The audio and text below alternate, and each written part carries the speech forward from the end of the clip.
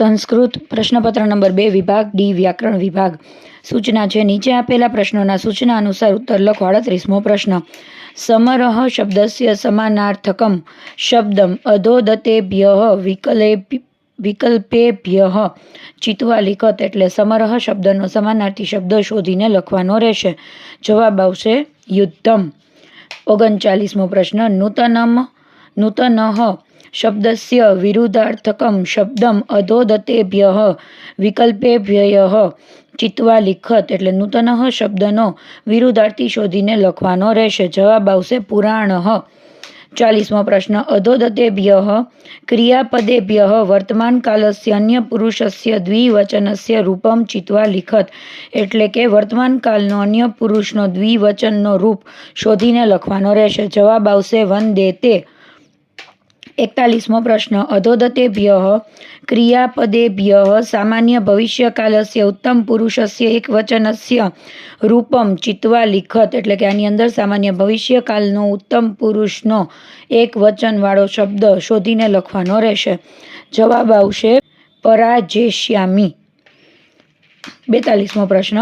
અધોદતેભ્યઃ ક્રિયાપદેભ્યઃ આજ્ઞાર્થ અન્ય પુરુષસ્ય બહુવચનસ્ય રૂપમ ચિત્વા લિખત.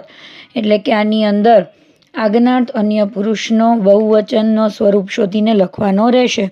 જવાબ આવશે જયંતુ. 43મો પ્રશ્ન. અધોદતેભ્યઃ ક્રિયાપદેભ્યઃ વિધ્યર્થ અન્ય પુરુષસ્ય દ્વિવચનસ્ય રૂપમ ચિત્વા લિખત.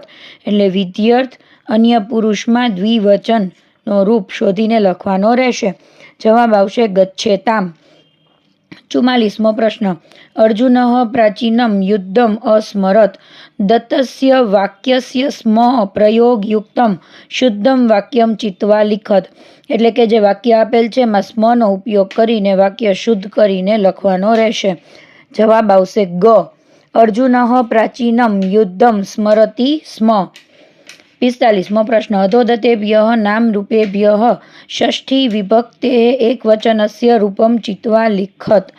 જવાબ એટલે કે ષષ્ઠી એટલે કે નામરૂપમાં છઠ્ઠો વિભક્તિમાં એક વચનનો રૂપ શોધીને લખવાનું રહેશે.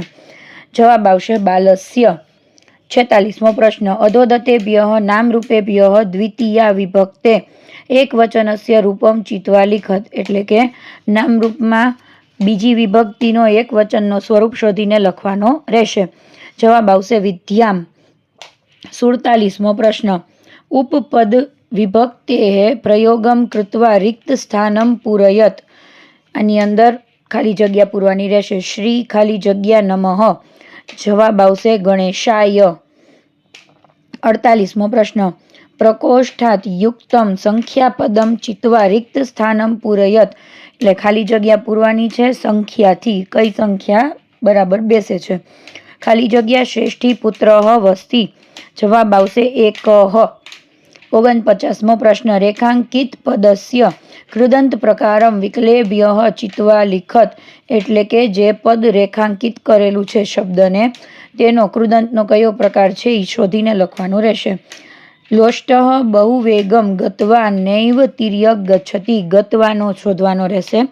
જવાબ આવશે સંબંધક ભૂત કૃદંતમ. 50મો પ્રશ્ન. અધોદત્તસ્ય પદસ્ય સંધિ વિચ્છેદમ દતેભ્યઃ વિકલેભ્યઃ ચિત્વા લિખત. એટલે કે જે સંધિ છોડવાની છે તેનો સાચો વિકલ્પ શોધીને લખવાનો રહેશે. જવાબ પ્રશ્ન છે પ્રગતિ તે શામ.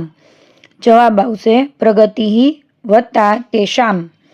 51મો પ્રશ્ન. અધોદત્તસ્ય પદસ્ય સંધિયુક્તમ પદમ દતેભ્યઃ વિકલ્પેભ્યઃ ચિત્વા લિખત.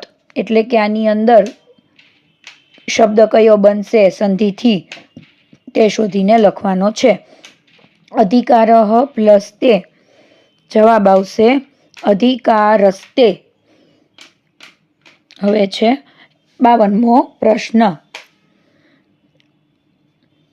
એના માટે સૂચના છે. અધોદતયોઃ સામાસિક પદયોઃ સમાસ પ્રકારો દતેભ્યઃ વિકલ્પેભ્યઃ ચિત્વા લિખત. એટલે કે 52મો અને 53મો બંને પ્રશ્નમાં નીચે શબ્દ આપેલ છે પ્રશ્નમાં અને તેની કયો સમાસનો પ્રકાર છે તે શોધીને લખવાનું છે.